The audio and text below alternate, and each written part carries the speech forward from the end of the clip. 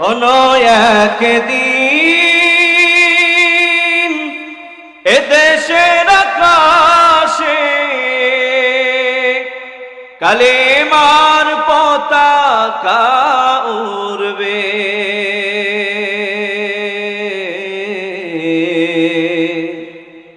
সেদিন সবাই খোদারি বিধান পে দুঃখ বেদনা ভুলবে। ঠিক কিনা? ঠিক কিনা? কোন একদিন এদেশের আকাশে কালেমার পতাকা উড়বে,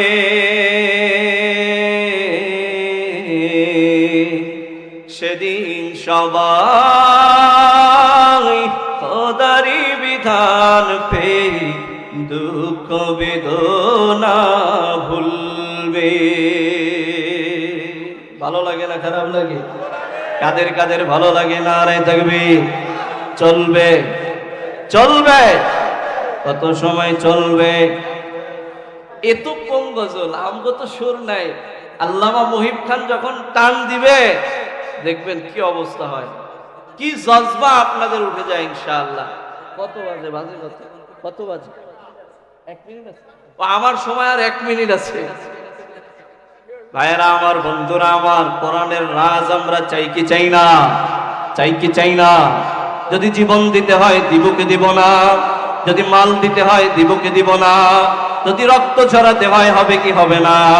যদি জীবনটা বিলাতে চাও, যদি রক্ত ঝরাতে চাও, লিল্লাহে তাকবীর। যদি জীবনটা বিলাতে চাও, যদি রক্ত ঝরাতে চাও, খোদার পথে দিনের রাহে, খোদার পথে দিনের রাহে জীবনকে বিলিয়ে দাও।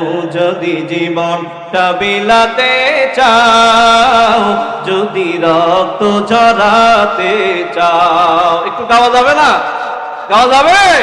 সবাই মিলে জবান করে আওয়াজ করে, যদি জীবনটা বিলাতে চাও, যদি রক্ত ঝরাতে চাও। একটু হাত তোলেন সবাই, সবাই, হ্যাঁ একসাথে। রাস্তায় যারা আছেন সবাই মিলে একসাথে, যদি জীবনটা বিলাতে চাও, যদি রক্ত ঝরাতে চাও। এই মৃত্যুর নাম হয় যে শহীদ, বাঁচলে হয় গাজী। এ পথে মরলে মহান প্রভু আল্লাহ থাকেন রাজি। ঠিক কিনা? এই জীবনের বিনিময়ে, এই জীবনের বিনিময়ে যদি খিতাবটা নিতে চাও, যদি জীবনটা বিলাতে চাও, যদি রক্ত ঝরাতে চাও, যদি জীবনটা বিলাতে চাও, যদি রক্ত ঝরাতে চাও, লিল্লাহে তাকবীর, নারায়ে তাকবীর। আল্লাহ সূরা বাকারার মধ্যে বলেন, ফাযকুরুনি আযকুরকুম, ফাযকুরুনি আযকুরকুম ওয়াশকুরুনি ওয়ালা তাকফুরুন।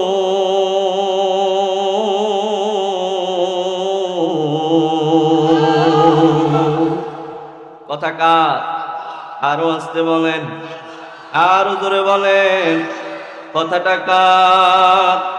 রব্বুল আলামিন কোরআনুল হাকীমের মধ্যে জানায় দেন, ও দুনিয়ার জমিনের গোলাম, কেউ যদি আমি মালিক রে একবার স্মরণ করো, আমি আল্লাহ কমপক্ষে তোমাকে 3 বার স্মরণ করব।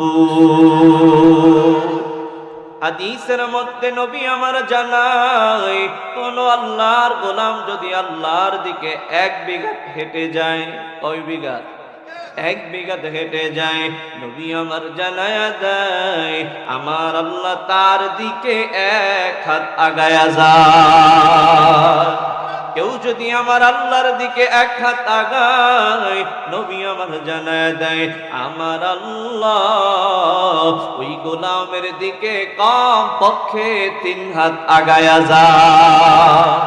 কেউ যদি আল্লাহর দিকে হেঁটে হেঁটে রওনা হয়, আল্লাহ পাক রব্বুল আলামিন জানায়া দেয় ও নবী মুহাম্মদ তোমার উম্মতদের জানায়া দাও, কেউ যদি আমি মালিকের দিকে হাইটা হাইটা যায়, আমি আল্লাহ হাজারো রহমত দিয়া তার দিকে দৌড়ায়া দৌড়ায়া যায়। अल्लाह अल्लाह क्या मुबारक नाम है, अल्लाह अल्लाह आशिकों का काम है, अल्लाह अल्लाह इचे शीरीन स्तनाम शेरे शाकात निकुनत जानम तमाम, अल्लाह अल्लाह तू मेरा सत्तार है, अल्लाह अल्लाह तू मेरा गफ्फार है। जोरे डाक दिया बोलेन अल्लाह। হয় নাই দু হাত তুলে ডাক দিয়া জবান খুলে বলেন আল্লাহ, আর জোরে বলেন আল্লাহ। আমার আল্লাহরে ডাকলাম কয়বার, সারা দিলেন কয়বার? আল্লাহ বলেন যারা আমারে ডাকলো আমি কি পুরস্কার দেব জানো?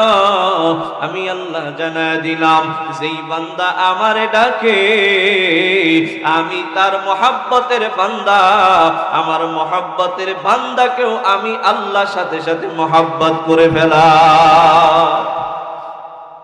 আশরাফ আলী থানভী রাহমাতুল্লাহি আলাইহি কিতাবের মধ্যে বয়ান করি, ও দুনিয়ার জমিনের গোলাম, তোমরা কেউ যদি তোমার মালিকের নামটা বড় আদর নিয়ে ভালোবাসা নিয়ে একটা ডাক দিয়া বলো আল্লাহ, যেমনি ভাবে তোমার আদরের সন্তানকে তুমি ডাক দাও ও আব্দুর রহমান বাবা এদিকে আসো, দেয় কি দেয় না? মেয়েকে তুমি বড় আদর করে ডাক দাও ও রহিমা খাতুন মেয়ে তুমি এদিকে আসো। আশরাফ আলী থানভী কয় ও দুনিয়ার মানুষেরা, তোমরা যদি তোমার মালিককে বড় আদর নিয়ে আল্লাহ বলে একটা ডাক দাও, এই আল্লাহ বলতে গেলে তোমার জবানটা ফাঁকা হয়ে যায়। আমার আল্লাহ জানায়া দেয় বান্দা আমারে আদরের নাম দয়েরা যখন আল্লাহ বলে ডাক দেয়, ওই ফাঁকা জবানের মধ্যে আমি আল্লাহ নূর ঢুকায়া দিই। কি ঢুকায়া দেয়? নূর ঢুকায়া দেয়। এজন্য আমরা আল্লাহকে স্মরণ করব কি করব না? করব তো ইনশাআল্লাহ, পারবো তো ইনশাআল্লাহ। কেননা আমাদের খাওয়ায় কে? আমাদেরকে বাঁচায় রাখেন কে? আমাদেরকে মায়ের গর্ভে লালন পালন করেছেন কে? আবার দুনিয়ার জমিনে আসার পরে আপনাকে আমাকে অক্সিজেন দিয়ে বাঁচায় রাখলো কে? এজন্য শুকরিয়া হবে কার? আর জোরে বলেন কার? তার নিয়ামতের শুকরিয়া কেমনে আদায় করি, তাই বারে বারে ওই কদমে লুটিয়ে পড়ি, তাই বারে বারে ওই কদমে লুটিয়ে পড়ি। তার নিয়ামতের শুকরিয়া কেমনে আদায় করি, তাই বারে বারে ওই কদমে লুটিয়ে পড়ি, তাই বারে বারে ওই কদমে লুটিয়ে পড়ি। যাই যেদিকে এই দুটি চোখ মতই নিয়ামত, তার নিয়ামতের এই জগতে হয় না তুলনা। ঠিক কি ঠিক না? যাই যেদিকে এই দুটি চোখ মতই নিয়ামত, তার নিয়ামতের এই জগতে হয় না তুলনা। তাই বারে বারে ওই কদমে লুটিয়ে পড়ি, তাই বারে বারে ওই কদমে লুটিয়ে পড়ি। তার নিয়ামতের শুকরিয়া কেমনে আদায় করি, তাই বারে বারে ওই কদমে লুটিয়ে পড়ি। কথা বলেন ঠিক কি ঠিক না? এজন্য শুকরিয়া আদায় হবে কার? ও বাবারা কার? পারবো তো ইনশাআল্লাহ, আল্লাহ কবুল করুন, বলেন আমিন। ভাইরা আমার, দীর্ঘ সময় আলোচনা হবে না, আমার মাত্র 1 ঘন্টা সময়, এরপরে আলোচক আসবে, এরপরে আমাদের মহিব খান সাহেব চলে আসবেন ইনশাআল্লাহ। এজন্য বাবারা যারা বাইরে দাঁড়িয়েছেন প্যান্ডেলে বসে যান, দাঁড়িয়ে না থেকে বসলে একটু ভালো লাগবে, এই প্যান্ডেলটা অন্তত ফিল আপ হয়ে যাক। এজন্য আপনাদের রিকোয়েস্ট, আপনারা চলে আসুন ভিতরে। ভাইয়েরা আমার, আসুন আমরা আলোচনা শুনি কোরআন থেকে। কোথা থেকে? কোথা থেকে? কোরআন থেকে। আমি আপনাদের খেদমতে কোরআনে হাকিমের সূরা আশ-শুআরা, মনে করেন সূরা আশ-শুআরা 89 নম্বর আয়াত, 90 নম্বর আয়াত, 91 নম্বর আয়াত তেলাওয়াত করেছি। সূরা আশ-শুআরা কুরআনুল কারীমের 26 নম্বর সূরা। কত নম্বর সূরা? 26 নম্বর সূরা। কুরআনুল হাকীমের 26 নম্বর সূরা, সূরা আশ-শুআরা 89, 90, 91 তিনটা আয়াত তেলাওয়াত করেছি। এই তিনটা আয়াতকে সামনে রেখে অল্প সময় কিছু আলোচনা হবে, আপনারা শুনবেন তো ইনশাআল্লাহ? আপনাদের কি খারাপ লাগতেছে বাবারা? আমরা যে গ্রন্থ থেকে কথা বলবো, গ্রন্থের নাম কি? কোরআনুল কারীম। যেই সূরাটি তেলাওয়াত করেছি এই সূরাটির নাম কি? সূরা আশ-শুআরা। কত নম্বর সূরা বলে গেছেন? 26 নম্বর সূরা। এই সূরার তিনটা আয়াত তেলাওয়াত করেছি, 89, 90, 91। এই কয়টা বিষয় আপনাদের মনে থাকবে তো? আসুন এই সূরার আলোকে আমরা কথা শুনি। আল্লাহ পাক এই আয়াত তিনটার মধ্যে কি নসিহত করেছেন আমাদের জানার প্রয়োজন আছে না নাই? আল্লাহ তাআলার নসিহতগুলো, আল্লাহ তাআলার কথাগুলো আমাদের জন্য মানা অত্যাবশ্যক, ফরজ। কি বলেন? কি? আল্লাহ তাআলার হুকুম আপনার আমার জন্য মানা কি? সুন্নাত না, নফল না, ওয়াজিব না, কি? ফরজ। ও কথাগুলো আপনার আমার মানতেই কোনো অপশন নেই।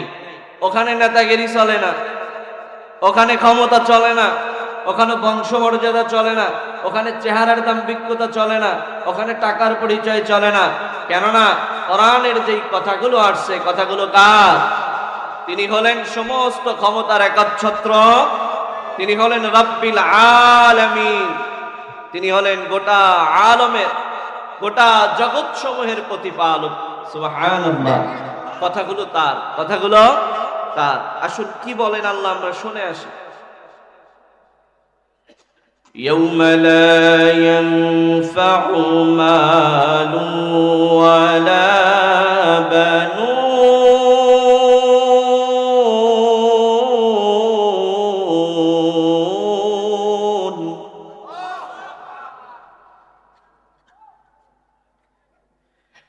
ইল্লা মান আতাল্লাহা বিকলবিন সালিম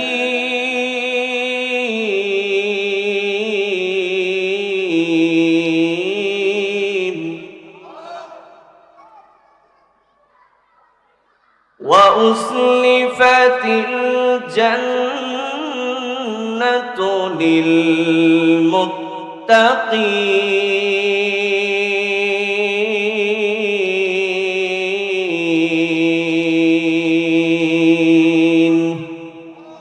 এই কালামে জিন্দা কুরআনে হাকীম, হিকমতে উলা ইয়াজাল সুতু কদিম, জামিউল ইলমি ফিল কুরআনে হাকীম, তাকাসুরাত আনফুহামুর রিজালি। ও নবীর উম্মতের দলেরা শোনো, আল্লাহ পাক রব্বুল আলামিন সূরা আশ-শুআরা 89 নম্বর আয়াতে কারিমার মধ্যে তোমার আমার জন্য মালিক কি এমন নসিহত করেছেন। আল্লাহ রাব্বুল আলামিন বলেন, ইয়াউমা লা ইয়ানফাউ মালু ওয়ালা বানুন। ও আমার গোলাম, ও পুরুষেরা, ও মহিলারা, ও যুবকরা, ও বৃদ্ধ বাবারা, ও সাদা মানুষ, ও কালা মানুষ, ও বংশহীন মানুষ, ও বংশহীন মানুষেরা, দুনিয়ার জমিনের সব মানুষদেরকে আল্লাহ পাক রব্বুল আলামিন উদ্দেশ্য করে বলেন, ইয়াউমা লা ইয়ানফাউ মাল, সেদিন তোমাদের কোনো কাজে আসবে না। মালু ওয়ালা বানুন, এক নম্বরে তোমাদের সম্পদ, দুই নম্বরে তোমাদের সন্তান সন্ততি। ইয়াউমা লা ইয়ানফাউ, সেদিন তোমাদের কোনো কাজে আসবে না। আসুন এতটুকু শব্দের ব্যাখ্যা আমরা করি। ইয়াউমা লা ইয়ানফাউ, আল্লাহ সেদিনের কথা বলতেছে। কোন দিনের কথা? মুফাসসিরিনে কেরামরা বলেন আল্লাহ পাক রব্বুল আলামিন ওই দিনের কথা বলে যেই দিনটার নাম হলো কিয়ামতের দিন। কিসের দিন? আল্লাহ ওই দিনের কথা বলতেছি, আপনাকে আমাকে আল্লাহ তাআলা স্মরণ করায় দিতেছি। ও দুনিয়ার জমিনের গোলাম, কিয়ামতের কথা তুমি ভুলে যেও না। কিয়ামতের কথা স্মরণ করিয়ে দেওয়ার জন্য আল্লাহ বলেন ওই দিন তোমাদের কোনো কাজে আসবে না। কোন দিন? তাফসীরে জালালাইন শরীফের মধ্যে আসছে, আল্লামা জালালউদ্দিন সুয়ুতী বলে ও দুনিয়ার জমিনের গোলাম, আল্লাহ তাআলা কিয়ামত দিবসের কথা বলছি। আমি যদি এখন বারাশিয়ার যুবক বৃদ্ধ বাবাদেরকে প্রশ্ন করি, জবানটা নাড়ায়া কও কিয়ামত হবে কি হবে না? বিশ্বাস আছে না না? আল্লাহ ওই কিয়ামতের দিনের কথা বলে।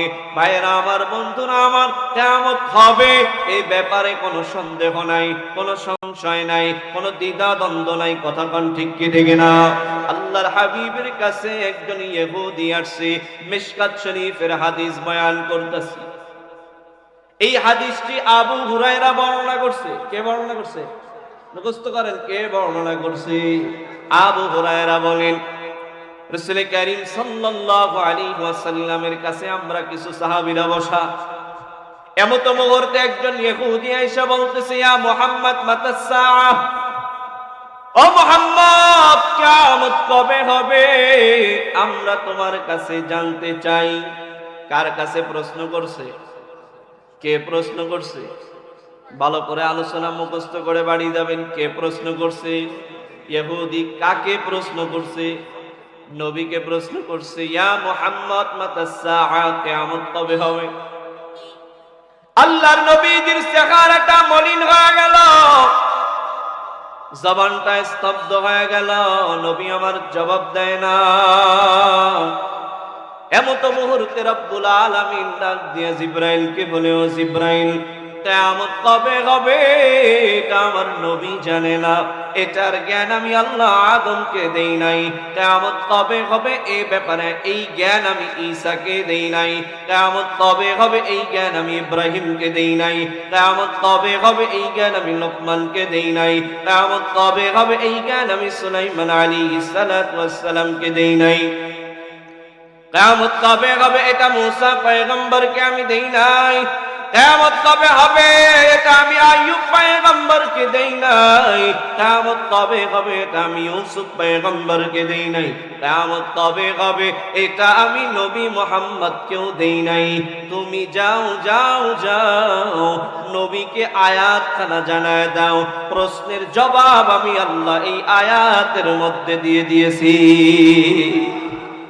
প্রশ্নের জবাব কিসের মধ্যে? আয়াতের মধ্যে। জিবরাইল আলাইহিস সালাতু ওয়াস সালাম নবীর কাছে আসলেন। নবীকে বলতেছে, নবী মনটা বেজার করিয়েন না, চিন্তা করার কোনো কারণ নাই। আল্লাহ পাক রব্বুল আলামিন জানায় দিয়েছে কিয়ামত কবে হবে। জোরে কোন সুবহানাল্লাহ। রব্বুল আলামিন বলেন, ইয়াসআলুকান নাসু আনিস সাআ, ও নবী আপনার কাছে তারা কিয়ামত সম্পর্কে প্রশ্ন করছেনি, তবে আপনি বলেন কুল ইন্নামা ইলমুহা ইনদাল্লাহ, কিয়ামত কবে হবে দুনিয়ার কোনো মানুষ জানে না। কিয়ামতের জ্ঞান একমাত্র একজনের কাছে আছেন, তিনি কে? আর জোরে বলেন কে? কিয়ামত কবে হবে এটা নবী জানে না, জানেনি। এখন আপনাকে এলাকার বড় কোন বুজুর্গ আলেম যদি বলে কিয়ামত 26 সালের 15ই নভেম্বর হবে, বিশ্বাস করবেন না।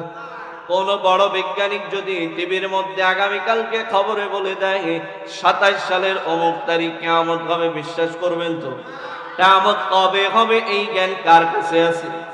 আর ওদের বলেন কার কাছে আছে? নবী আমার হাদিসের মধ্যে বয়ান করেন, ও আমার সাহাবীরা দুইটা আঙ্গুলের দিকে তাকায়া দেখো না, দুইটা আঙ্গুলের মধ্যে যতটুকু ফাঁকা দেখা যায়, এই ফাঁকার চাইতেও অতি নিকটে তোমাদের কিয়ামত। আল্লাহ পাক রব্বুল আলামিন কিয়ামতের কথা বলে দিলেন, কিয়ামত হবে এ ব্যাপারে কোনো সন্দেহ নাই। ওমা ইউদরিকা লাআল্লাস সাআতা তাকুনু করিবা, কিয়ামত তোমাদের অতি নিকটে। 1550 বছর আগে আল্লাহ পাক নবীর মাধ্যমে জানায় দিলেন কিয়ামত আমাদের অতি নিকটে। সুতরাং এই আয়াতের আলোকে আমরা বুঝলাম কিয়ামত যে হবে এ ব্যাপারে কোনো সন্দেহ।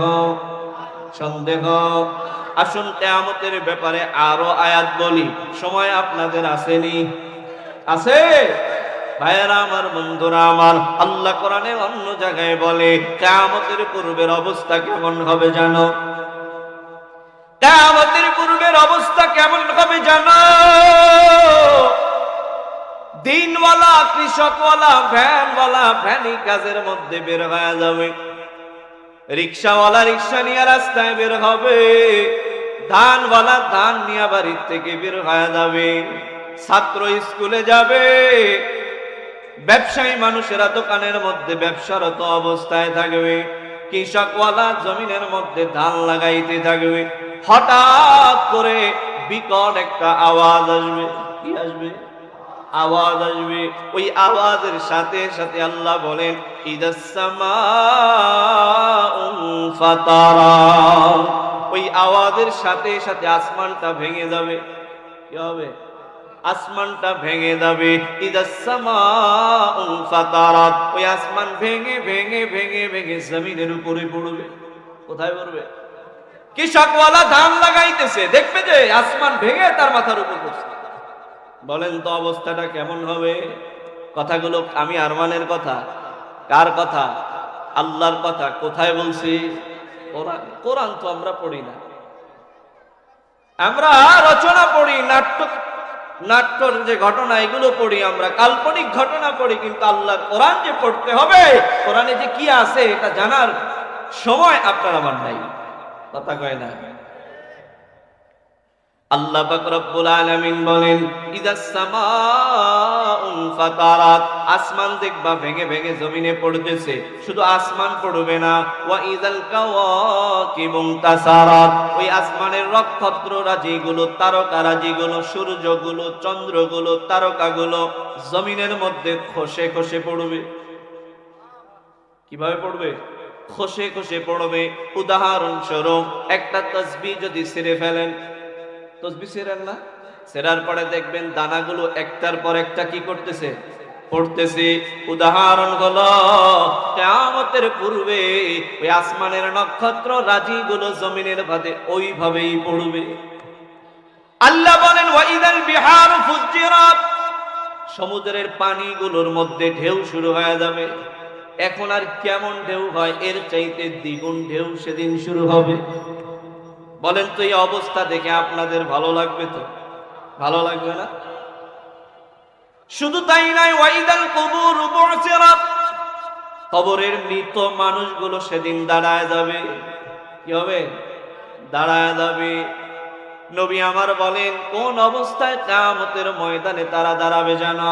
কিয়ামতের ময়দানে তারা উলঙ্গ অবস্থায় দাঁড়াবে। কি অবস্থায়? উলঙ্গ অবস্থায় দাঁড়ায় যাবে, খাতনাবিহীন অবস্থায় দাঁড়ায় যাবে, ওই তামার জমিনের উপরে দাঁড়াবে। আজকে আপনার আমার পায়ের নিচে মাটির জমিন, কিয়ামতের ময়দানের জমিনটা মাটির হবে না, কিয়ামতের জমিনটা হবে তামার জমিন। কিসের জমিন? তামার জমিন। তামার একটা গুণ আছে, তামার এক প্রান্তে যদি আগুন লাগায় দেওয়া হয়, আর এক প্রান্তে আগুনের হিট পৌঁছে যায়, গরম হয়ে যায়। কথা কোন ঠিক কিনা? কিয়ামতের ময়দানে মানুষগুলা যখন দাঁড়াবে, সূর্য যখন তার মাথার উপরে চলে আসবে, সূর্যের তাপে তামার জমিনটা গরম হয়ে যাবে। হাদিসের মধ্যে আসছে নাফরমানের মাথার গিলুগুলো ভাতের মারের মতো টকবক টকবক করে ফুটতে থাকবে। এমন একটা ময়দান কায়েম হয়ে যাবে। আর এই কথা আল্লাহ এই আয়াতে স্মরণ করায় দিতেছে, ইয়াউমা লা ইয়ানফাউ মাল, সেদিন তোমাদের কোনো কাজে আসবে না। মালু ওয়ালা বানুন, কিয়ামতের ময়দানে তোমাদের সম্পদ তোমাদের কোনো কাজে আসবে না। কি কাজে আসবে না? সম্পদ। যেই সম্পদ আল্লাহ তাআলা তোমাকে দান করছে, কিন্তু এই সম্পদ হালাল রাস্তায় ব্যয় না কইরা এই সম্পদগুলো যাত্রার প্যান্ডেলে ঢালছো, আছে না না?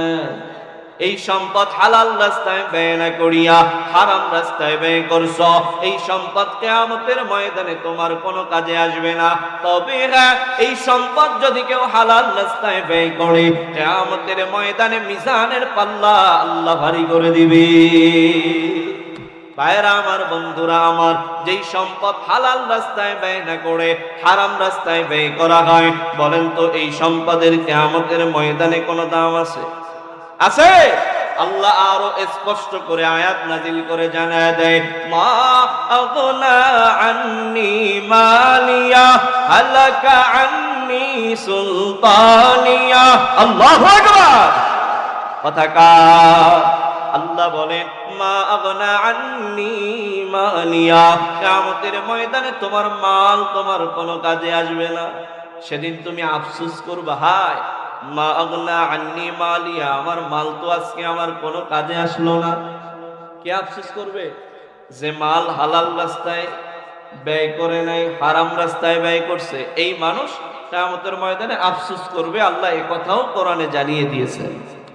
সুবহানাল্লাহ বলবেন না? কি মা আগনা আন্নি মালিয়া, এই মানুষ বলবে, হায় আফসোস, আজকে কিয়ামতের এই বিভীষিকাময় আমার মাল আমার কোনো কাজে আসলো না। আল্লাহ বলেন, হালাকা আন্নি সুলতানিয়া, ক্ষমতা, ক্ষমতার মায়া, ক্ষমতার লোভ তোমাদের কিয়ামতের ময়দানে তোমাদের কোনো কাজে আসবে না। কথা আমি আরমানের কথা, মামুনুল হক সাহেবের কথা, মরহুম আল্লামা দেলাওয়ার হোসেন সাইদি সাহেবের কথা। আল্লাহ বলেন, হালাকা আন্নি সুলতানিয়া, কিয়ামতের ময়দানে তোমার নেতাগিরি চলবে না। আল্লাহ বলবে, সেদিন তারা আফসোস করবে। এরপরে কি হবে জানেন? এই মানুষগুলো পালানোর চেষ্টা করবে। হাদিসে আসছে, কিয়ামতের ময়দানের ভয়াবহতা দেখে এই মানুষগুলো পালানোর চেষ্টা করবে। আল্লাহ তাআলা অর্ডার করবে, খুঁজ, তাদেরকে পাকড়াও করো। খুযু ফাগুল্লু, তাদের গলার মধ্যে জাহান্নামের বেড়ি পড়াও। কিসের বেড়ি? জাহান্নামের বেড়ি। আজকে যেই বেড়ি তোমরা আলেমদেরকে পড়াইছিলা 15 বছর, আপনারা দেখছেন না? নিষ্পাপ আলেমদেরকে বেড়ি পড়ায়া জেলখানায় বন্দী করে রাখছে, দেখছেন কিনা? অথচ নায়িকা, গায়িকা, ড্যান্স, গাঁজাখোর, মদখোররা বেড়ি সারা রাস্তা দিয়ে হাঁটছে। কথা কন না, ঠিক কিনা? এই বেড়ি কিয়ামতের ময়দানে তোমাদেরকে পরানো হবে। যারা ক্ষমতাকে অপব্যবহার করছো, যারা মালকে অন্যায় পথে ব্যয় করছো, হারাম রাস্তায় ব্যয় করছো, আল্লাহ কোরআনে বলেন, খুযু ফাগুল্লু, ওই মানুষগুলোর গলার মধ্যে জাহান্নামের বেড়ি পড়া। জাহান্নামের বেড়ি পরানোর পর আল্লাহ পাক রব্বুল আলামিন বলবে, না না না, একটা বেড়ি পড়াইলে হবে না, এ বড় শয়তান, একে একটা বেড়িতে হবে না, ওরে 70টা বেড়ি পড়া। কয়টা? আল্লাহ এ কথাও কোরআনে বলে, সুম্মা ফি সিলসিলাতিন যারউহা 70 যিরাআন ফাসলুকু, একটা বেরিতে হবে না, 70টা বেরি পড়ায়া টানিয়া টানিয়া ওই জাহান্নামের আগুনের মধ্যে ফেলায়া দে। কথাকার, জোরে বলেন কথাকার। এজন্য আল্লাহ বলেন, ইয়াউমা লা ইয়ানফাউ মালু ওয়ালা বানুন, আজকে দুনিয়ার জমিনে যাদের সম্পদ আছে, যাদের টাকা আছে, এই টাকার গরম দেখায়া যাকাত দাও না, এই টাকার গরম দেখায়া অসহায় মানুষের পাশে দাঁড়াও না, এই টাকার গরম দেখায়া দুনিয়ার জমিনে অহংকারকারী হিসাবে পরিচালিত হয়, এই টাকার গরম দেখায়া বুকটা টান টান করে রাস্তা দিয়া হাঁটো, এই টাকা তোমার কিয়ামতের ময়দানে তোমার কোনো কাজে আসবে না। কথাকার। বারবার টাকা ব্যাংকে রাখো আর জমা করো আর গণনা করো, আমার এত টাকা আছে। এই জানোস আমার ব্যাংকে কত কোটি টাকা আছে? এলাকার মধ্যে এসে পাম দেয়, সাধারণ মানুষদের কাছে এসে বলে, আমার অ্যাকাউন্টে বছরে 1 কোটি টাকা ঢুকছে। কয় কোটি? 1 কোটি। যদি প্রশ্ন করা হয় 1 কোটি টাকার যাকাত কয় টাকা দিছে, তাই আমগো আবার যাকাত দেওয়া লাগে? আছে না না? আছে না না? আবার জাকাত দেয়ও বটে। ঢাকায় দেখা যায় জাকাত দেয়, ওই যে গুলিস্তানের 50 টাকা দামের লুঙ্গি এগুলো এলাকায় আয় না, সিরিয়াল দিয়ে জাকাত দিতেছে, আছে না নাই? কিসের মালের বড়াই দেখাও? ওই যে কারুন, মুসা আলাইহিস সালাতু ওয়াস সালামের জামানায় যার এত পরিমাণের সম্পদ ছিল, যার সম্পদের গোডাউনের চাবি বহন করত কমপক্ষে 100টা উট। কয়টা উট? কমপক্ষে 100 উট তার গোডাউনের চাবি বহন করত। ভাইরা আমার, বন্ধুরা আমার, ও নবীর উম্মত, এত সম্পদ যে কারুনের ছিল, মুসা পয়গম্বর যায় বলতেছি, ও কারুন, আল্লাহর রাস্তায় দান করতে হবে, যাকাত দিতে হবে। কি দিতে হবে? তোমার মালের যাকাত দিতে হবে। কারুন জবানটা নাড়ায় বলে, মুসা তুমি পাগল হয়ে গেছো। কি হয়ে গেছো? পাগল হয়ে গেছো? সম্পদ আমার, আমি উপার্জন করছি, আবার যাকাত দিতে হবে, মানুষকে দিতে হবে, আমি এটা পারবো না। নাউজুবিল্লাহ কইবেন না। একদল মানুষের কাছে যদি চাওয়া হয়, ভাই মাদ্রাসার এতিম ছাত্ররা পড়ে, 10 ভাগ সিমেন্ট লাগবে তাদের জায়গা ছাদ দেওয়ার জন্য, কয় হুজুররা ব্যবসা বাতাইছে, আছে না নাই? যদি মাহফিলের জন্য যাওয়া হয়, ভাই আমগো এলাকার মাহফিল 10 টাকা 20 টাকা 100 টাকা যা পারেন দিয়ে সহযোগিতা করেন। এত মাহফিলের আবার দরকার কি, আছে না নাই? আরে ভাই, মাহফিল উলামায়ে কেরামরা এমনিই দেয় না, মাহফিল দেওয়ার ব্যাপারে আল্লাহ নিজে আদেশ করছে। সুবহানাল্লাহ কইবেন না? আলোচনা বক্তারা যে করবে এ ব্যাপারে আল্লাহ তাআলা কোরআনে আয়াতও নাযিল করছে। সুবহানাল্লাহ বাড়ি যায় কয়, আল্লাহ নবীরে কয়, ও নবী, ওয়াযাক্কির ফা ইন্না যিকরা তানফাউল মুমিনিন। সুবহানাল্লাহ কইবেন না? এ নবী, আপনি নসিহত করেন, আপনি মাহফিল করেন, ওয়াজ করেন, আলোচনা করেন, কেননা এই আলোচনার দ্বারা মুমিনের ফায়দা আছে। কি আছে? ফায়দা আছে, আছে না নাই? ফায়দা হয় কি হয় না? ওই যে চরমনার জমিনে আমরা যারা যাই, বলেন তো এই আলোচনার দ্বারা আমাদের ফায়দা হয় কি হয় না? টঙ্গীর ময়দানে আমরা যারা যাই, বলেন তো ওই আলোচনার দ্বারা আমাদের ফায়দা হয় কি হয় না? এই যে গহরডাঙ্গা মাদ্রাসায় আমরা যারা 3 দিনের মাহফিলে যাই, বলেন তো আমাদের উপকার হয় কি হয় না? আজকে আমরা যারা এই মাহফিলে আসছি, অন্য অন্য মাহফিলে যাইতেছি, বলেন তো এর দ্বারা আমাদের ফায়দা আছে না নাই? আল্লাহ বলে, যারা মুমিন তাদের ওয়াজের দ্বারা ঈমান বাড়তে থাকে। সুবহানাল্লাহ, সুবহানাল্লাহ। এইজন্য আমরা আসবো তো ইনশাআল্লাহ। তাহলে কিয়ামতের ময়দানে 1 নম্বরে কিসের পরিচয় চলবে না? কথা কয় না, কিসের পরিচয়? মালের পরিচয় চলবে না। চলবে নাকি? চলবে না, না, না। 2 নম্বরে তোমার সন্তান সন্ততির পরিচয় চলবে না। তুমি কার সন্তান ছিলা, কোন মানুষের সন্তান ছিলা, কোন বংশের সন্তান ছিলা, এই পরিচয় চলবে না। কথা কার? আল্লাহ বলেন, কিয়ামতের ময়দানে ইয়াউমা ইয়াফিরুল মারউ মিন আখিহি ওয়া উম্মিহি ওয়া আবিহি ওয়া সাহিবাতিহি ওয়া বানিহি। আল্লাহ বলে, কিয়ামতের ময়দানে কেউ তোমার পরিচয় দিবে না, মা সন্তানের পরিচয় দিবে না, সন্তান মায়ের পরিচয় দিবে না, বাবা সন্তানের পরিচয় দিবে না, সন্তান বাবার পরিচয় দিবে না, বন্ধু বান্ধবীর পরিচয় দিবে না, বান্ধবী বন্ধুর পরিচয় দিবে না, নেতা কর্মীর পরিচয় দিবে না, কর্মী নেতার পরিচয় দিবে না, ইমাম মুক্তাদির পরিচয় দিবে না, মুক্তাদি ইমামের পরিচয় দিবে না। সবাই পাগল পাড়া থাকবে, ইয়া নফসি নফসি নিয়ে পাগল পাড়া হয়া উলঙ্গ অবস্থায় কিয়ামতের ময়দানে দৌড়াইতে থাকবে। ওই দিন তোমার আমার মালের পরিচয় চলবে না, ক্ষমতার পরিচয় চলবে না, মালের পরিচয় চলবে না, সন্তান সন্ততির পরিচয় চলবে না। এবার আমরা যেন আল্লাহকে বললাম, ও আল্লাহ, তাহলে কি পরিচয় কিয়ামতের ময়দানে চলবে? এই ব্যাপারে আপনি আমাদেরকে নসিহত করুন।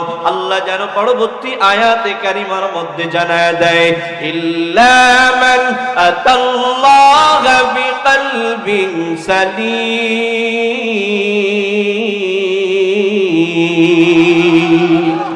কিয়ামতের ময়দানে পরিচয় চলবে কার অন্তর ভালো, কার হৃদয় ভালো, কার কলবটা ভালো, কার কলবটা পরিষ্কার, কার কলবটা ময়লা মুক্ত, কার কলবটা স্বচ্ছ আছে, পরিচ্ছন্ন আছে।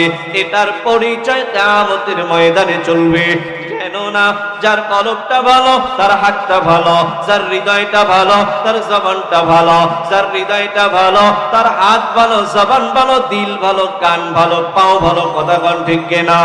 আল্লাহ বলেন যার অন্তরটা ভালো হয় তার জবান দিয়ে কখনো গালি বের হবে না, হবে নি।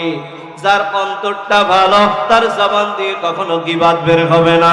যার অন্তরটা ভালো রে তার হাত দিয়ে কখনো অন্যায় ভাবে মানুষকে আঘাত করবে না। যার অন্তরটা ভালো তার পাও দিয়ে কখনো অন্যায় পথে হাঁটবে না। যার অন্তরটা ভালো তার চোখ দিয়ে কখনো গুনাহের কাজ করবে না। যার অন্তর ভালো না তার জবান দিয়ে গালি বের হবে। কথা কোন ঠিক কিনা? যার অন্তরটা ভালো না তার হাত দিয়ে মানুষকে অন্যায় ভাবে সে আঘাত করবে। যার অন্তরটা ভালো না সে গুনাহের দিকে বারবার তাকাবে। এজন্য আল্লাহ বলেন যার অন্তরটা ভালো হয়ে যাবে কিয়ামতের ময়দানে তার দাম আমার কাছে বেশি। এবার আমি বলতে চাই ও বারাসিয়া বাজারের এলাকার যুবক বৃদ্ধ বাবারা, আমরা অন্তরকে ভালো করতে চাই কি চাই না? কারা কারা চাই? নারে তাকবীর, নারে তাকবীর। অন্তরকে ভালো করার এক নম্বরের মেডিসিন, কয় নাম্বার মেডিসিন? জোরে বলেন কয় নাম্বার? এক নম্বরের মেডিসিন হাদিস থেকে বলি, বেশি পরিমাণের কোরআনের তেলাওয়াত। কিসের তেলাওয়াত? একটু আস্তে করে বলেন। কোরআন আপনারা চিনেননি? কাদের কাদের বাড়ি কোরআন আছে হাত তুলেন। মাশাআল্লাহ, সবার বাড়ি আছে হাত নামান। কাদের কাদের বাড়ি টিভি আছে হাত তোলেন। মাশাআল্লাহ, একজনের বাড়িও টিভি নাই। হ্যাঁ, এলাকার সবাই দি ফেরেশতা। কাগো বাড়ি টিভি আছে একটু হাত তোলেন তো। আরে যাক, লজ্জা দিব না, বাদ দেন। কোরআন তো আছে, কোরআন আছে কাদের বাড়ি আবার একটু দেখি তো হাত। মাশাআল্লাহ, হাত নামান। তাহলে এক নাম্বার মেডিসিনের নাম কি? আস্তে করে বলেন। না না, বাড়ি যায় বললেন, আরো জোরে বলেন। পিছনের ভাইরা বলেন। অন্তরকে পরিচ্ছন্ন করার জন্য এক নাম্বারের মেডিসিনের নাম কি? আল কোরআন। বলেন আল কোরআন, আল কোরআন। রোগ ভালো করার এক নাম্বার মেডিসিনের নাম কি? আল কোরআন। এবার আসুন কোরআনের তিনটা পাঠের আলোচনা করি। এক নম্বরে যারা রোগকে ভালো করতে চায়, এক নম্বরে কোরআনকে ভালোবাসবে, এক নম্বরে কোরআনকে পড়বে। যদি না পড়তে পারে পড়া শিখবে। তাহলে এক নম্বরে কি? কোরআন পড়বে। যদি পড়তে না পারে কোরআন পড়া শিখবে। কথা ভালো করে বোঝেন। এক নম্বরে কি? কোরআন। কোরআন না শুধু, কোরআন পড়বে, পড়তে না জানলে পড়া শিখবে। এটা হলো এক নাম্বার। আমরা সবাই কোরআন পড়তে জানি তো ইনশাআল্লাহ? সবাই জানেন? হ্যাঁ, কারা কারা জানেন হাত তোলেন। কয়েকজন জানে, আলহামদুলিল্লাহ, হাত নামান। বলেন তো যারা কোরআন পড়েন নিয়মিত, প্রতিদিন অল্প হলেও, বলেন তো কোরআন যখন পড়েন তখন অন্তরে ভালো লাগে না খারাপ লাগে? একটা আলাদা অনুভূতি রহমত বরকতের হয় কি হয় না? নবী আমার বলে, একটা হাদিস বলে যায় বুখারী মুসলিমের মধ্যে আছে, আল্লাহর নবীজির একদিন সাহাবা একরামদেরকে বলতেছে, ও আমার সাহাবীরা, তোমরা কি আল্লাহর সাথে কথা বলতে চাও? কার সাথে? আমি এবার প্রশ্ন করলাম, ও বারাসিয়ার মুরব্বী বাবা, যুবক বন্ধুরা, জবানটা নাড়া এখন, আপনারা কি আল্লাহর সাথে কথা বলতে চান? কারা কারা চান? নবী আমার জানায় দেয়, ও নবীর উম্মত, তোমার আমার নবী জানায় দেয়, যারা আল্লাহর সাথে কথা বলতে চায় তারা যেন আল্লাহর কোরআন তেলাওয়াত করা শুরু করে দেয়। কেননা যারা কোরআন পড়ে তারা কথা বলে আমার আল্লাহর সাথে। এজন্য যারা কোরআন পড়ে তারা কথা বলে কার সাথে? বলেন, কেউ যদি নিয়মিতভাবে প্রতিদিন আল্লাহর কালাম পড়ে তারা কার সাথে কথা বলে? যারা প্রতিদিন আল্লাহর সাথে কথা বলে তাদের সাথে আল্লাহর সাথে একটা মহব্বত আছে না নাই, একটা কালেকশন আছে না নাই। যেই আলেম, যেই হাফেজ, যেই উলামায়ে কেরাম প্রতিটা ঘন্টা মিনিট সেকেন্ড আল্লাহর কোরআন পড়ে, হিফজখানার মধ্যে কোরআনের তেলাওয়াত হয়, কওমি মাদ্রাসার মধ্যে কোরআনের তেলাওয়াত হয়, আলিয়া মাদ্রাসার মধ্যে কোরআনের তেলাওয়াত হয়, মসজিদ মাদ্রাসা মক্তবের মধ্যে কোরআনের তেলাওয়াত হয়, সেইখানে কোরআনের তেলাওয়াত হয়, নবী আমার জানায়া দেয় ওইখানে আল্লাহর রহমত নাযিল হইতে থাকে। ভাইরা আমার, বন্ধুরা আমার, সুতরাং কোরআন তেলাওয়াত করার প্রয়োজন আছে না নাই? আছে না নাই? তাহলে যারা পড়তে জানি না তারা কোরআন পড়া শিখবো, কোরআন পড়া শিখবো। তাহলে এক নাম্বার হলো কোরআন নিজে পড়বো, যদি না জানি তাহলে পড়া শিখবো। দুই নাম্বারে হলো কোরআন পড়তে না জানলেও কোরআনকে ভালোবাসবো। দুই নাম্বারে কি? কোরআনকে ভালোবাসবো। কোরআনকে ভালোবাসলে লাভ আছে না নাই? ছোট্ট একটা ঘটনা বলে যাই, মনে পড়ে গেল, আপনাদের খারাপ লাগতাছে? খারাপ লাগে? ভাইরা আমার, বন্ধুরা আমার, বড় এক জামানার বুজুর্গ আলেম রাতের বেলা ঘুমায়া গেছে, কেমন জানি স্বপ্ন দেখতেছে। আল্লাহু আকবার। ওই জামানার মধ্যে সবচাইতে নগণ্যতম একজন মানুষ সারাদিন মাতাল অবস্থায় মদের বারে পড়ে থাকতো। কি অবস্থায়? মাতাল অবস্থায়। আপনার এলাকায় মাতাল মানুষ আছে না নাই? আছে। দেখবেন মাতাল মানুষ যখন রাস্তা দিয়ে হাঁটে, রাস্তার সামনে যদি খাম্বা বাঁধে, লাইট টায়ার কয়, এখানে দাঁড়াই রয়েছিস কে? কয় কি কয় না? জায়গায় আর পাও নাই, রাস্তার মাঝখানে দাঁড়াই রয়েছে। ঘুম ভেঙে যাওয়ার পরে দেখে এত সময় লাথি মারছে একটা খাম্বারে। কারে? মাতাল অবস্থায় ওদের কি করছে, ওর কোনো হুঁশ জ্ঞান। ওই জামানার একজন মানুষ নেশাগর অবস্থায় মদের বারে পড়ে থাকত, যার নাম হলো বিশার হাফি। কি নাম? বিশনে হাফি, বিশার হাফি। বিশার হাফি মদ্যপান অবস্থায় মদের বারের মধ্যে পড়ে আছে। সকাল হয়ে গেছে, বাড়ির দিকে রওনা হয়ে গেছে। হঠাৎ করে বিশার হাফির পায়ের নিচে একটা কাগজের টুকরা পড়ছে। কিসের টুকরা? আমগো পায়ের নিচে মাঝে মাঝে কাগজের টুকরা পড়ে কি পড়ে না? বিশার হাফি বাড়ির দিকে রওনা হয়, পায়ের নিচে একটা কাগজের টুকরা পড়ে গেছে। বিশার হাফি ওই কাগজের টুকরাটা উঠায়া মেইলা দেখতেছে, ওই কাগজের টুকরাটার মধ্যে আরবি কিছু হরফ লেখা, কিন্তু বিশার হাফি ওই আরবি হরফগুলো পড়তে জানে না। পড়তে জানে না। আরবি হরফ দেখার সাথে সাথে চুমু খাইছে, পকেটের মধ্যে রাখছে, বাড়ির দিকে নিয়ে গেছে। বাড়ির দিকে যাওয়ার পর বিশার হাফি তার স্ত্রীকে ডাক দিয়া বলে, ও আমার স্ত্রী, ঘরের আলমারির সবচাইতে ভালো জায়গা যেটা আছে সেখানে এই আরবি হরফে লেখা কাগজটি তুমি রেখে দিবা। বিশার হাফি তার স্ত্রীকে আদেশ করার সাথে সাথে স্ত্রী আবার কাগজের টুকরাটা আলমারির সবচাইতে ভালো জায়গায় রাইখা দিছে। ওই দিন রাতের বেলায় ওই জামানার বুজুর্গ আলেম স্বপ্ন দেখতেছে, কে যেন বলতেছে, যাও যাও যাও, সকালবেলা উঠে অমুক মদের বারের মধ্যে যাইবা, যাওয়ার পরে বলবা ওই বারের মধ্যে মাতাল অবস্থায় পড়ে থাকবে যার নাম হলো বিশনে হাফি, তার কাছে গিয়া বলবা কে যেন তাকে একটা অফার দিয়েছে। এই অফারটা দুনিয়ার কোন সাধারণ মানুষের অফার না, এই অফারটা আমার মালিক আল্লাহ দিয়েছে। বলে কি এমন অফার?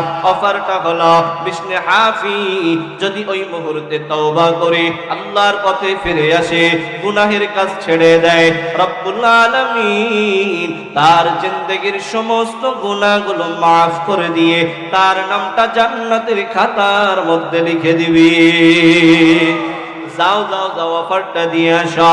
আল্লাহর বান্দা আলিম মদের মারের মধ্যে চলে গেলেন, বিষ্ণু হাফিকে ডাকলেন, ডাক দিয়ে বলতেছে, বিষ্ণু হাফি তোমাকে একটা অফার দিয়েছে, তুমি যদি এই অফারটা গ্রহণ করো তাহলে তোমার জিন্দেগির গুনাহগুলো মাফ হয়ে যাবে, গুনার বদৌলতে নেকি দ্বারা তোমার আমলনামা পূরণ হয়ে যাবে। আসলে ভাই কোন আল্লাহর বান্দাকে যদি আমার আল্লাহ হেদায়েতের সমঝ দান করতে চায়, কোন ভাবে দিবে, কোন অবস্থায় দিবে, কোন পর্যায়ে দিবে, এটা আপনার আমার জানা নাই। আসেনি আল্লাহ কাকে কোন সময় মাফ করে দিবে এটা আপনার আমার জানা নাই। আল্লাহ চাইলে ওই পতিতালার একজন মহিলাকেও আল্লাহ মাফ করে দিতে পারে, পারে কি পারে না? আল্লাহ চাইলে ওই যে কাদ গাফারাল্লাহু লিল কিফিল, যার কথা হাদিসের মধ্যে আসছে, নবী যার বয়ান বারবার সাহাবীদেরকে করছে, ওই কিফিল নামক জালেম বাদশাকেও আল্লাহ তাআলা মাফ করে দিয়েছেন। কোন আমলের বিনিময়, কোন কাজের বিনিময় আল্লাহ আপনারে আমারে মাফ করে দিবে এটা আমি আলেমেরও জানা নাই। আসেনি নাই? বিশার হাফিকে আল্লাহ মাফ করতে চায়, হেদায়েতের সমঝ দান করতে চায়, দাওয়াত পাঠায় দিলেন, ও বিশার হাফি তুমি কি অফারটা গ্রহণ করবা? বিশার হাফির সিনার মধ্যে হেদায়েতের নূর ঢুকায় দিলেন কে? আর জোরে বলেন কে? আল্লাহ কোরআনে জানায়, আফামান শারাআল্লাহু সাদরাহু লিল ইসলাম ফাহুয়া আলা নূরিম মির রাব্বি।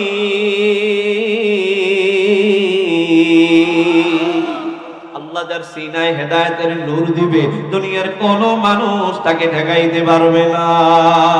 আর আল্লাহ যাকে হেদায়েত দিবে না, নবী স্বয়ং যদি তাকে দাওয়াত দেয় তারপরেও সে হেদায়েত প্রাপ্ত হবে না।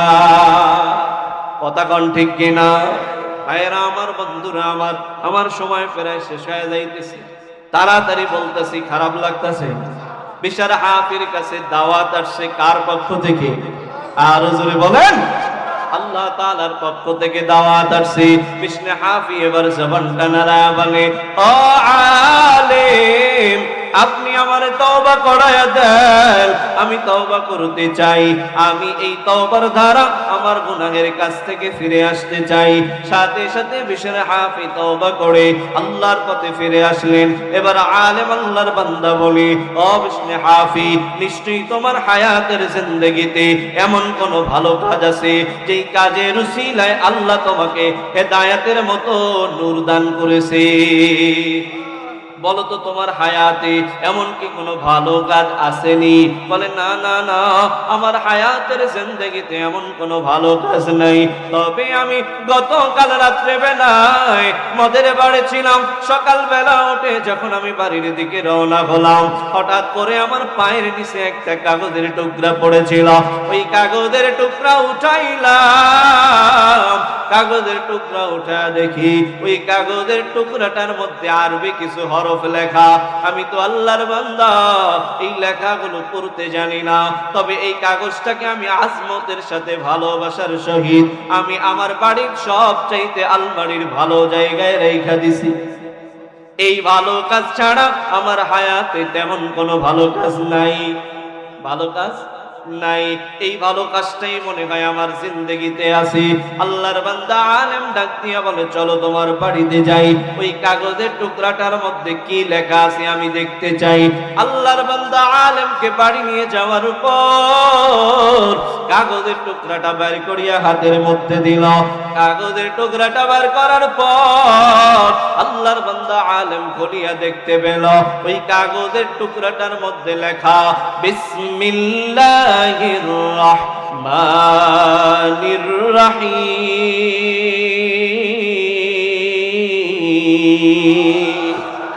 আল্লাহর বান্দা আলেম ডাক দিয়ে বলে, ও বিষ্ণু হাফি তুমি এই কাগজের টুকরাটার মধ্যে যে লেখাটা আছে বিসমিল্লাহির রহমানির রহিমকে সম্মান করার কারণে আমার যেন মনে হয় আল্লাহ এই উসিলায় তোমার জিন্দেগির সব গুনাহগুলো মাফ করে দিছে।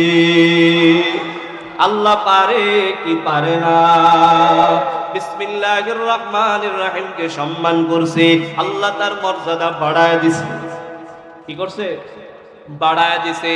হাদিসের মধ্যে আসছে, ভাইরা আমার, বন্ধুরা আমার, কেউ যদি কোরআনকে সম্মান করে, পড়তে জানে না, পড়তে জানে না, কিন্তু সম্মান করছে, কোরআনের মাদ্রাসাকে ভালোবাসছি, কোরআনের হাফেজদেরকে ভালোবাসছি, আলেমদেরকে ভালোবাসছি।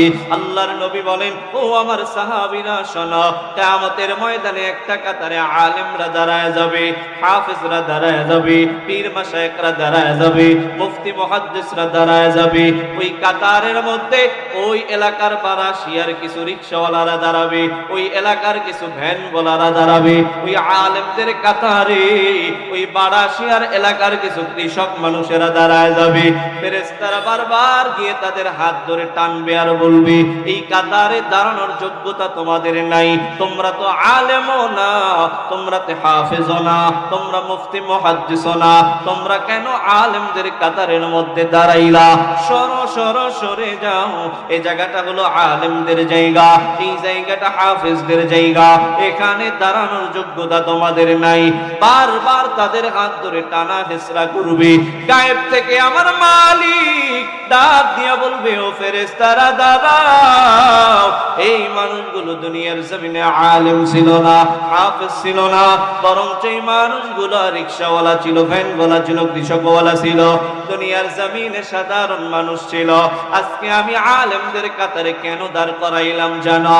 দুনিয়ার জমিনে এই মানুষগুলো আলেমদেরকে ভালোবেসেছে, মাঝে মাঝে মাদ্রাসা মসজিদের খবর নিয়েছি, রাস্তা দিয়ে যদি হাফেজরা হাঁটিয়ে যাইত, তাদের হাতটা ধরে দোয়া চাইছে, বারবার বলছে, বাবা আমি কোরআন পড়তে জানি না, তবে তোমাদের দেখলে আমাদের বড় ভালো লাগে। বারবার মাদ্রাসায় যায় খোঁজ নিছে, এতিম ছাত্রদের কি প্রয়োজন আছে, আমার বাড়িতে আজকে ভালো রান্না হয়েছে, মাদ্রাসায় কি রান্না হয়েছে হুজুর বলেন। প্রয়োজন হতো সাধ্য অনুযায়ী মাঝে মাঝে মাদ্রাসায় বাজার করে দিয়েছে, মাঝে মাঝে ছাত্রদেরকে দাওয়াত করে বাড়িতে খাওয়াইছে, মাঝে মাঝে মাদ্রাসার কাজে সহযোগিতা করেছে, সাধ্য অনুযায়ী চেষ্টা করেছে। আজকে এই মানুষগুলো আলেমদের কাতারে দাঁড়ানোর একমাত্র কারণ, এই মানুষগুলো দুনিয়ার জমিনে আলেমদেরকে ভালোবেসেছে। সুতরাং এই কাতার থেকে তাদেরকে তাড়ানো যাবে না। আমি আল্লাহ জানায়া দিলাম, আজকে এই বারাশিয়ার কৃষক, বৃদ্ধ, যুবক, শ্রমিক, রাখাল আজকে এই আলেমদের সাথেই জান্নাতে যাবে। সুবহানাল্লাহ। এজন্য কোরআনকে ভালোবাসতে হবে, কি হবে না? আরেকটা ঘটনা বলে যাই, মনে পড়ে গেল। ইমাম গজ্জালী রাহমাতুল্লাহি আলাইহি বলেন, ও দুনিয়ার জমিনের গোলাম, দুনিয়ার জমিনে এমন কিছু মানুষ আছে যেই মানুষগুলোকে বাংলায় বলা হয় কাঠুরিয়া। কি বলা হয়? কাঠুরিয়া। আপনারা চেনেননি? যাদেরকে কাঠ কাটে তাদেরকে কাঠুরিয়া বলে। কাঠুরিয়াদের কাজ হলো সকালবেলা একটা কুড়াল কাঁধে বাঁধায় নিয়ে ঘর থেকে বের হবে, সন্ধ্যাবেলায় কাঠ কেটে টেটে বাড়িতে ফিরবে। কথা কোন ঠিক কিনা? এই মানুষগুলোকে আমরা কি বলি? কাঠুরিয়া বলি। ইমাম গজ্জালী রাহমাতুল্লাহি আলাইহি কিতাবের মধ্যে বয়ান করে, রহমতপুর গ্রামের মধ্যে একজন সাধারণ মানুষ কাঠুরিয়া ছিল, যার নাম হলো আব্দুর রহমান। কি নাম? আব্দুর রহমান। একজন কাঠুরিয়া মানুষ ছিল। সকালবেলা কাঠ কাটার জন্য জঙ্গলে যাইত, রাতের বেলায় কাঠ কাটিয়ে তারপরে বাড়ির দিকে ফিরত। এই আব্দুর রহমান একদিন রাতের বেলায় ইন্তেকাল করেছে। ইমাম গজ্জালী রাহমাতুল্লাহি আলাইহি বলেন, আমি রাতের বেলা ঘুমের ঘরে স্বপ্ন দেখলাম, কে যেন আমারে ডাক দিয়া কয়, ও ইমাম গজ্জালী শোনো, রহমতপুর গ্রামে আমার এক প্যারা বান্দার ইন্তেকাল হয়েছে, আমার এক মাহবুব বান্দার ইন্তেকাল হয়েছে। তোমার উপর জিম্মাদার হলো, দায়িত্ব হলো, কর্তব্য হলো, তুমি আগামী কালকে সকালবেলা ঘুম থেকে উঠিয়া রহমতপুর গ্রামের দিকে চলিয়া যাইবা। যাওয়ার পর আব্দুর রহমানের লাশটা তুমি গোসল করাইবা, কাফনের কাপড়টাও তুমি পরাইবা, জানাজার ইমামতিও তুমি করবা, এরপরে তোমার হাত দিয়ে তুমি মাটির কবরে রাখবা। ভাইরা আমার, বন্ধুরা আমার, দিলের কানটা লাগায় শোনে, একজন কাঠুরিয়া মানুষ কেমন করে আল্লাহর দামি মাহবুব বান্দা হয়ে গেল। ইমাম গজ্জালী বলে, আমি রাতের বেলা স্বপ্ন দেখার পরে সকালবেলা ফজরের নামাজ আদায় করার পর আমি এবার রহমতপুর গ্রামের দিকে রওনা হয়ে গেলাম। রহমতপুর গ্রামে যাওয়ার পর আমি এলাকাবাসীদেরকে ডাক দিয়ে বললাম, এই এলাকায় গতকালকে রাতে আব্দুর রহমান নামে কি কেউ ইন্তেকাল করেছেনি? বলে হ্যাঁ, ওই জঙ্গলার এক প্রান্তে একজন কাঠুরিয়া আব্দুর রহমান নামে আছে, তিনি গতকাল রাতে ইন্তেকাল করেছে। ইমাম গাজ্জালী বলে, তাহলে তার বাড়িটা আমাকে একটু দেখায় দেন। ইমাম গাজ্জালী রাহমাতুল্লাহি আলাইহি বাড়িটা দেখায় দিলেন। বাড়িতে যাওয়ার পর ইমাম গাজ্জালী বয়ান করতেছে, ও দুনিয়ার মানুষেরা শোনো, আমি যখন আব্দুর রহমানের বাড়ির দরওয়াজার সামনে হাজির, আমি দাঁড়ায় দেখতে পেলাম আব্দুর রহমানের ঘরটা একটা ভাঙ্গা চূড়া ঘর। সেই ঘরের মধ্যে তেমন কোনো ভালো ফার্নিচার নাই, ঘরটা জীর্ণ শীর্ণ একটা ঘর। ওই ঘরের ভিতরে মহিলারা কান্নার আওয়াজ দিতেছে, স্বামীর লাশটা মাটিতে পড়ে আছে, সন্তানেরা হাউমাউ হাউমাউ করে কাঁদতেছে। এমন একটা দিন আপনার আমারও আসবে, যেই দিন আপনার আমার লাশ আপনার আমার ঘরের সামনে পড়ে থাকবে, আর স্ত্রীরা ঘরের মধ্যে কান্না করবে, সন্তানেরা আপনার আমার মাথা ধরে কান্না করবে, পাও ধরে কান্না করবে।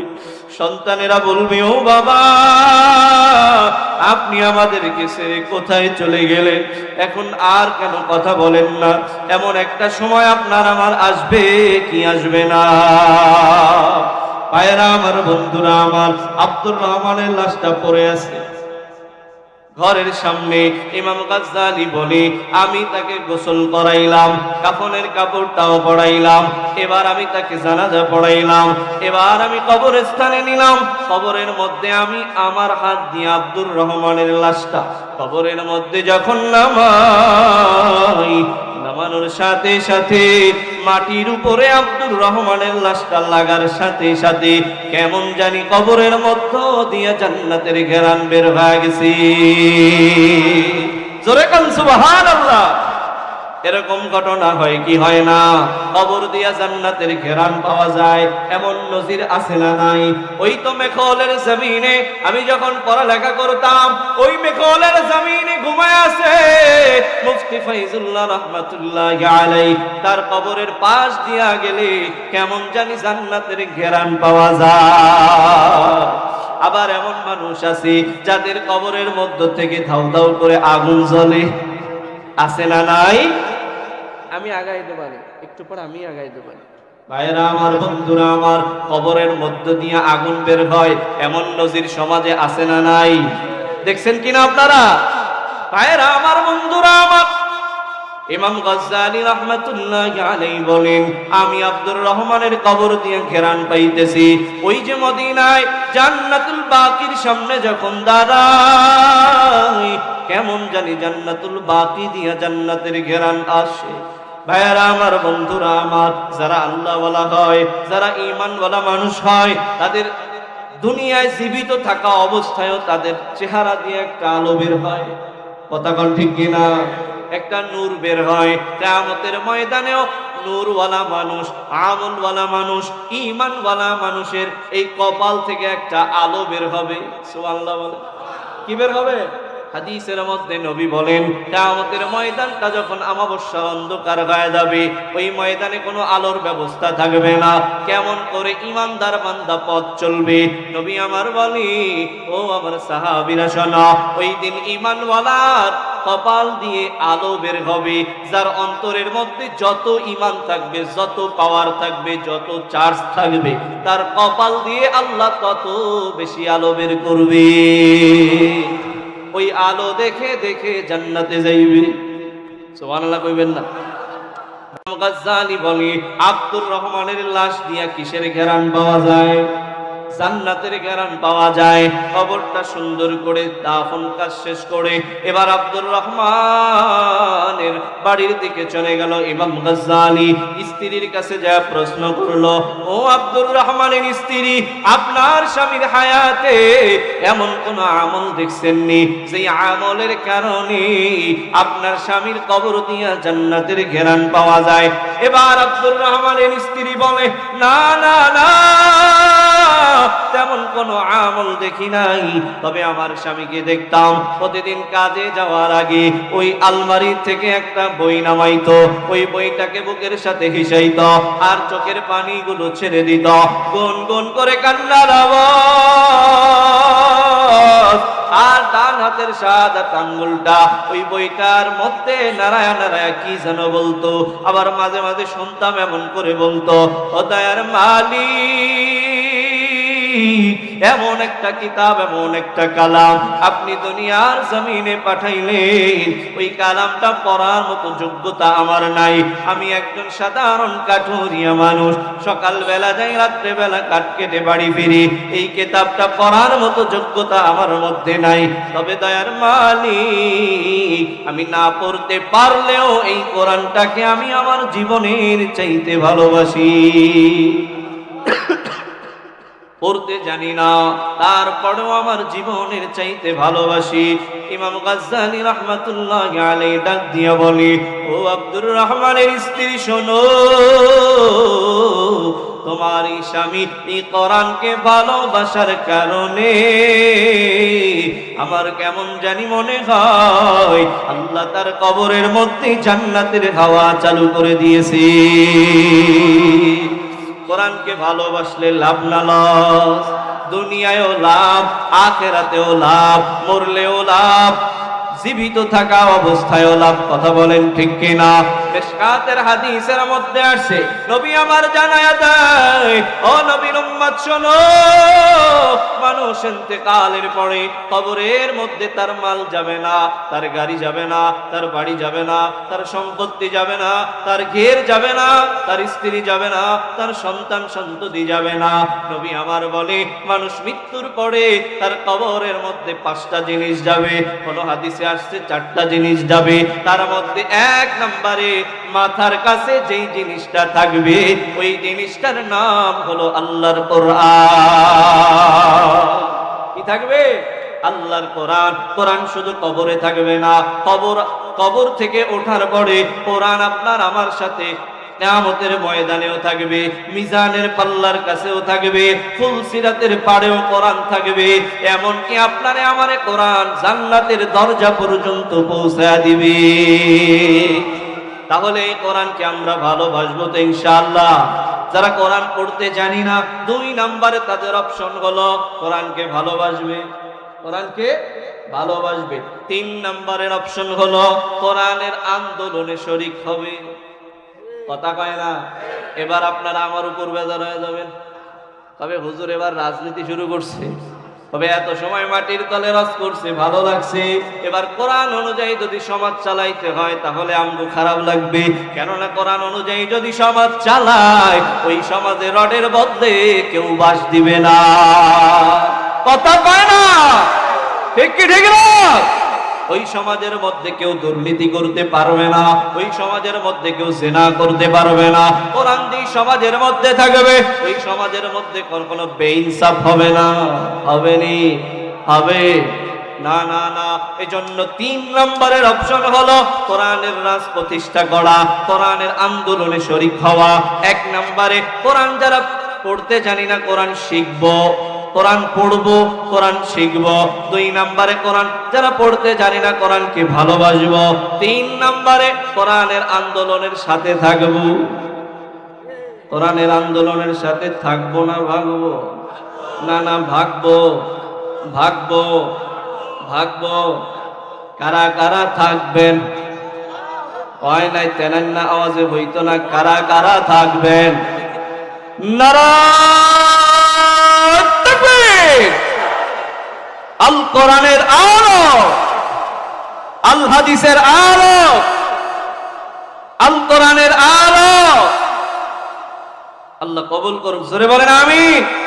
কোনো একদিন এদেশের আকাশে কালেমার পতাকা উড়বে,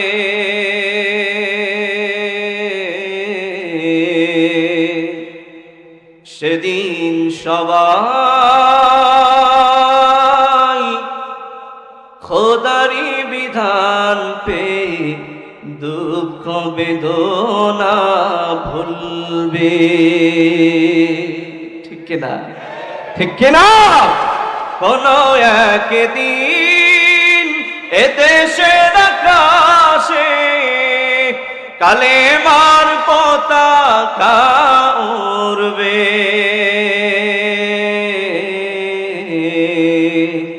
সেদিন সবাই